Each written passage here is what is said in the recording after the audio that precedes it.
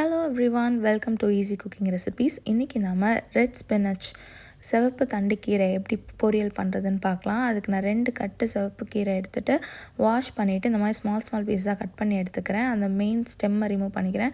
இப்போ ஒரு கடாயில் ஒரு 2 ஸ்பூன் ஆயில், 1 ஸ்பூன் கடுகு, 1 ஸ்பூன் உளுத்தம்பருப்பு போட்டுக்கிறேன். அப்புறம் 1 ஸ்பூன் சீரகம் போட்டு நல்லா வதக்கி விட்டுக்கலாம். அப்புறம் 2 பச்சை மிளகாய் ஸ்மாலாக கட் பண்ணி வச்சுருக்கேன். அப்புறம் ஒரு ஹாஃப் வெங்காயமும் கட் பண்ணி போட்டு நல்லா வதக்கி விட்டுக்கலாம். தேவையான அளவு சால்ட் 1 ஸ்பூன் நான் ஆட் பண்ணிக்கிறேன். அப்புறம் கொஞ்சமாக காஞ்ச மிளகாய், அப்புறம் கருவேப்பிலை போட்டு அதையும் நான் வதக்கி விட்டுக்கிறேன். அப்புறம் ஒரு 1/4 டீஸ்பூன் மஞ்சள், அதையும் போட்டு நல்லா வதக்கி விட்டுக்கலாம். அப்புறம் நம்ம கட் பண்ணி வச்சுருக்கிற கீரையும் போட்டு நல்லா ஒரு 10 to 15 மினிட்ஸ் நல்லா வதக்கி விட்டுக்கலாம்.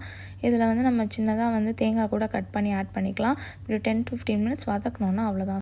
சூப்பரான கீரை பொரியல் ரெடி. கண்டிப்பாக ட்ரை பண்ணுங்கள். தேங்க்யூ.